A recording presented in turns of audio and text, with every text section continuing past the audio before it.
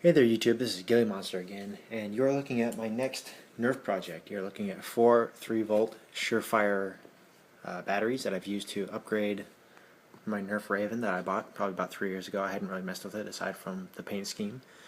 Go ahead and give you a quick rundown on what I've done to the battery compartment. Very quick. As you can see, I've actually modified the internals pretty heavily. The first thing that I did was go ahead and remove all of the battery dividers right here. Just take a pair of small pliers or a multi-tool or something like that. Go ahead and start at one end, grab a firm hold, twist it back and forth, move down a little bit farther, and keep doing that until basically the plastic fails and you can pull the dividers out. The second thing that I did was take a razor blade, mostly because this is pretty tight and it'd be a lot harder to do it with the Dremel tool. I took the razor blade and scored through the plastic along here, and then down here, and then through here, and then I took the same small pair of pliers and treated it like a battery divider. To get the spring extensions, I actually got a hold of some fairly short bolts. They're about ½ an inch in length, and I went ahead and took my pliers and a screwdriver and the small coil down here.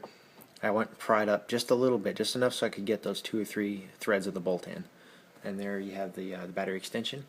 Also, the next step was to take some solder and a soldering gun and put just a small bead right here. The reason for that is with this remainder of the divider, which is actually holding the connector plate in place, this contact here isn't quite long enough to reach the battery, so that little bead of solder takes care of that.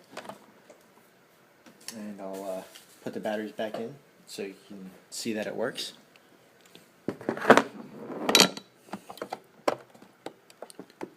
There we go. You have to knock out that sidewall because these Surefire batteries are a little bit thicker than standard AA size batteries.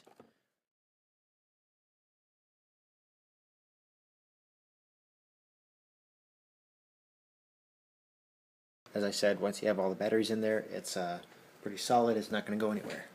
Alright, this is the resulting voltage upgrade to my Rayven.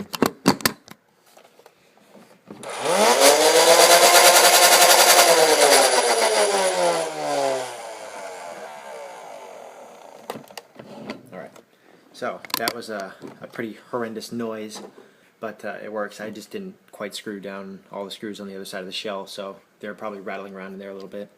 Actually, the reason why I showed you this is because I'm actually going to be messing around with a new technique for bonding plastic together. First off, I'm going to have to make an adjustment to the original battery cover.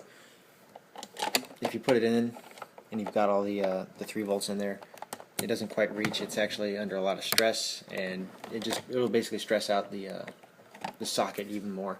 So what I'm going to do is I'm going to take some clear acrylic, cut it down, basically make a cardboard cutout of the battery cover, and cut out basically an extension of the battery cover. First thing I'm going to do is I'm going to take my Dremel tool and I'm going to cut out probably everything except for the outside 1/4 inch of the battery cover, and then I'm going to take some plastic weld and put the acrylic over top of this, so that way I'll have a nice little extension, so that way all the batteries in here should fit pretty nicely. And best of all, you can actually take these bolts out and still use AA size batteries, so you can up voltage it even further.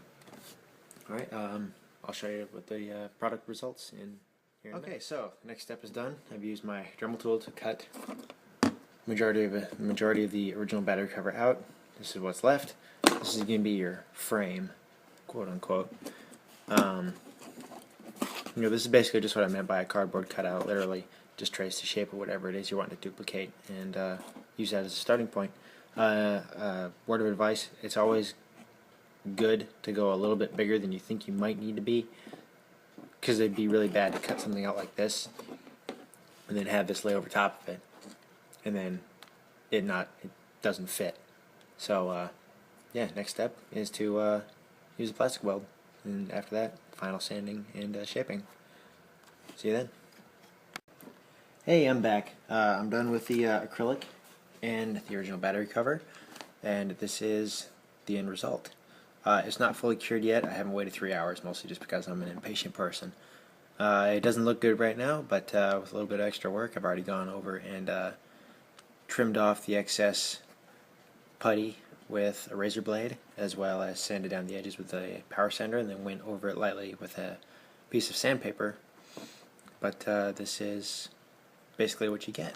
It's just, all it needs to be done is paint it, and maybe up along here do some Tester's seam filler, some Tester's modeling putty.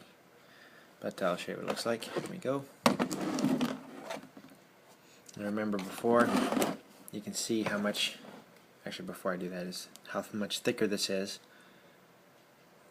just by using this little thin piece of acrylic. So it should actually fit rather nicely now. So I'll go ahead and put it in. Screw it down.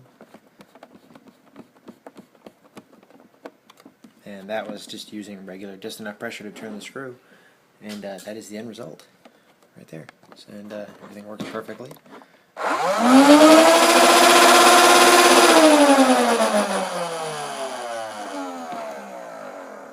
But anyway, yeah, I'm just going to let this go ahead and finish curing.